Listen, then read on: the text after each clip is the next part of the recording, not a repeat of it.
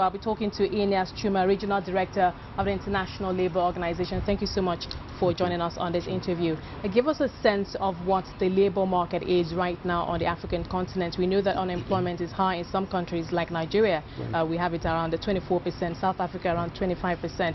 Now, many experts in Nigeria say we need to declare a state of emergency, but just give us a sense of the African picture right now. I think the rate, you're right, the rate of unemployment in Africa in general is huge. But what is worse also is the rate of underemployment, and the particular aspect of it is that most of the unemployed are very young people, and they're relatively well educated in the previous generation, and they face unemployment levels at a time when the African economies have grown significantly in the last decade.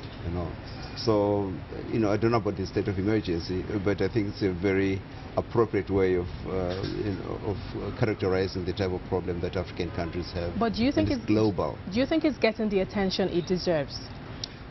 I think yes. The issue is how to respond to that crisis. I think by and large the analysis is widely shared as to what the problem is and what is given rise to that type of problem. I think what is lacking now is a common approach and response to that problem going forward. Now, many of the conversations we're going to hear here at the summit will revolve, of course, around inclusive growth, yes, jobs creation. Now, in terms of the approaches specifically now, at the end of this three-day summit, what kind of approaches, perhaps more better than what we've seen in the past, are you expecting world leaders to deliberate on? Well, I'm hoping that there will be a general recognition of the magnitude of the problem, a recognition that macroeconomic growth is very important, and over the last 10 years African economies have grown. The big debate is around what type of growth are we seeking here. I think what we need to do is to invest in the type of growth that generates jobs, and these jobs have to be decent jobs that pay wages, that reduce poverty. But we need to make special investments around the youth, because the African population is very young, and very significantly young, and that can be approached as a tremendous resource, really, for a growing continent. But it also can threaten social stability.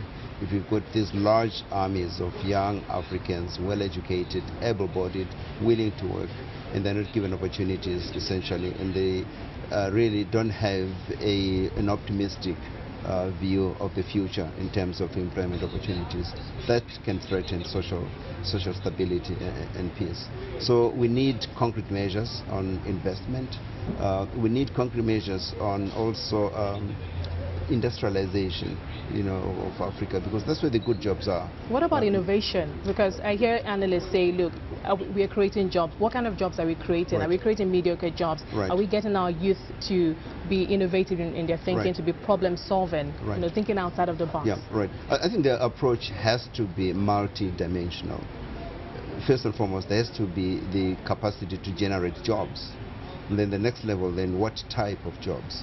And then you have to also encourage and support entrepreneurship.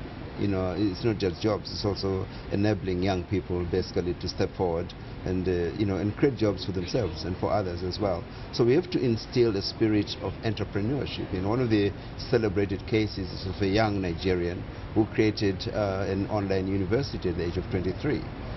Or a young Ethiopian woman who has also created a bank that supports young entrepreneurs and all that. I think we should increasingly go beyond just creating jobs, but promoting innovation, as you said, and entrepreneurship in supporting that. And I mean, there's a tendency to think that only the government can do that, or only the private sector can do that. But that's actually what's going on in Nigeria. Right. We know that the federal government keeps calling on the private sector, right, but for Nigeria now, right, the federal government is actually in the forefront. We have a couple of programs, government-led, yes, creating jobs. But right, that is what brings up the criticisms on the issue of what kind of jobs are we creating. Why don't, right, we get more of the private sector in, yes, to help drive these jobs, not the fiscal authority? Right. I think it has to be a partnership, frankly. The government has tremendous responsibilities to create an enabling environment under which entrepreneurs and investors thrive. But the private sector also has to respond going forward. And I would go further. and say, from the ILO perspective, we believe that you must also bring in the representatives of the workers' organizations, so that they can contribute also to policy making and support policies that in fact result in the creation of jobs, and jobs that or growth that is rich in jobs going forward. Finally, one last question. How would you score African policymakers in terms of how they implement policies that they come up with? You know, we have all these summits, especially the World Economic, like the World Economic Forum, and some critics have said that, look, we have gotten so used to telling the African growth story, but we don't focus so much on implementing the things that we talk about when we go away. So moving beyond the rhetorics, can we actually do what we know that we must do? I think we can and we must, as you say. I think by and large, African governments and African countries have been slow on implementation. I think by and large, all countries now have capacity to develop long-term visions, to develop 5-year plans, to develop industrial plans, investment plans. I think the challenge has been implementation. And this is the type of implementation that is long-term, really. It's not something that you do in a couple of years, protracted and long-term.